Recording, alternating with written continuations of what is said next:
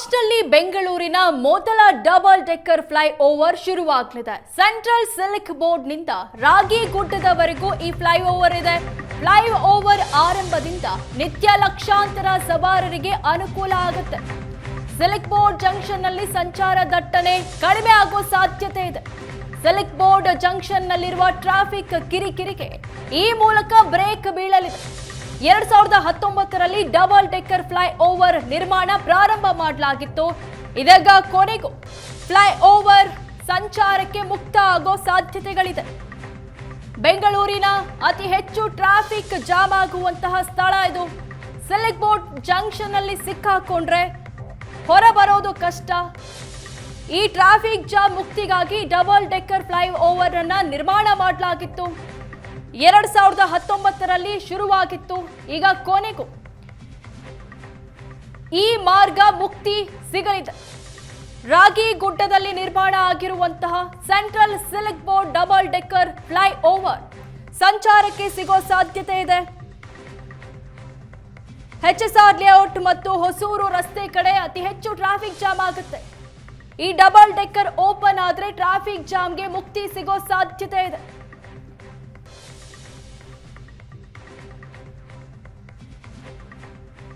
ಜಂಗುಳಿಯಿಂದ ಬೆಂಗಳೂರಿಗರು ಬೇಸತ್ತಿ ಹೋಗ್ತಾ ಇದ್ದಾರೆ. ಸದ್ಯ ಬೆಂಗಳೂರಿಗರಿಗೆ ಒಂದು ಗುಡ್ ನ್ಯೂಸ್ ಕೊಡಲಿಕ್ಕೆ ಸರ್ಕಾರ ಸಜ್ಜಾಗ್ತಾ ಇದೆ. ಸದ್ಯ ನಾವು ಬೆಂಗಳೂರಿನ ಸಿಲ್ಕ್ ಬೋರ್ಡ್ ರಸ್ತೆಯಲ್ಲಿದ್ದೇವೆ. ಸದ್ಯ ಡಬಲ್ ಡೆಕ್ಕರ್ ಒಂದು ಫ್ಲೈಓವರ್ ಸಿದ್ಧಗೊಳ್ತಾ ಇದೆ. ಕಾಮಗಾರಿ ಸಹ ಇನ್ನೇನು ಅಂತಿಮ ಹಂತದಲ್ಲಿ ಬರ್ತಾ ಇದ್ದು, ಒಂದು ಕಡೆ ರೇಷ್ಮೆ ಸಂತೆಯಿಂದ ರೇಷ್ಮೆ ಮಂಡಳಿಯಿಂದ ರಾಗಿಗುಡ್ಡಕ್ಕೆ ಸ್ಪರ್ಶಿಸುವಂಥ ಫ್ಲೈಓವರ್ ಸಿದ್ಧಗೊಳ್ತಾ ಇದೆ. ಕಾಮಗಾರಿ ಸಹ ನಡೀತಾ ಇದೆ.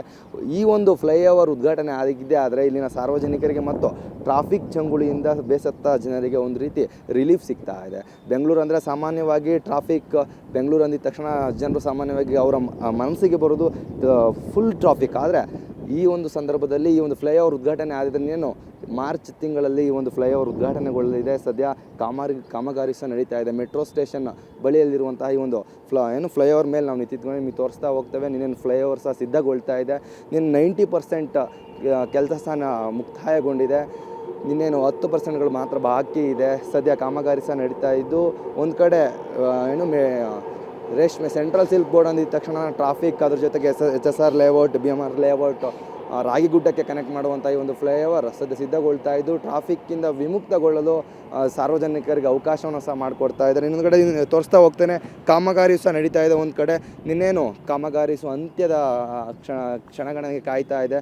2025ಕ್ಕೆ ಈ ಒಂದು ಫ್ಲೈಓವರ್ ಉದ್ಘಾಟನೆ ಆಗಬೇಕಿತ್ತು. ಆದರೆ ಕಾರಣಾಂತರಗಳಿಂದ ಕಾಮಗಾರಿ ಸಂಪೂರ್ಣಗೊಳ್ಳದ ಕಾರಣ ಈ ಒಂದು ಮುಂದಿನ ಮಾರ್ಚ್ ಅಥವಾ ಜೂನ್ ಜುಲೈ ಒಳಗೆ ಈ ಒಂದು ಫ್ಲೈಓವರ್ ಉದ್ಘಾಟನೆ ಮಾಡಲಿಕ್ಕೆ ಸರ್ಕಾರ ಸಹ ಸಜ್ಜುಗೊಳಿಸ್ತಾ ಇದೆ. ಒಟ್ಟಿನಲ್ಲಿ ಟ್ರಾಫಿಕ್ ಜಂಗುಳಿಯಿಂದ ಬೇಸಂತ ಬೆಂಗಳೂರಿಗೆ ಒಂದೆಡೆ ಒಂದು ಗುಡ್ ನ್ಯೂಸ್ ಕೊಡಲಿಕ್ಕೆ ಸರ್ಕಾರ ಸಿದ್ಧಗೊಳ್ತಾ ಇದೆ.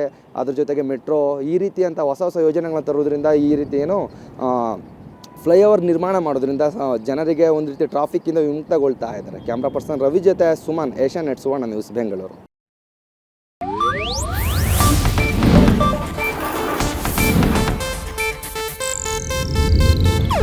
ಇದು ಏಷ್ಯಾನೆಟ್ ನ್ಯೂಸ್ ನೆಟ್ವರ್ಕ್ ಪ್ರಸ್ತುತಿ.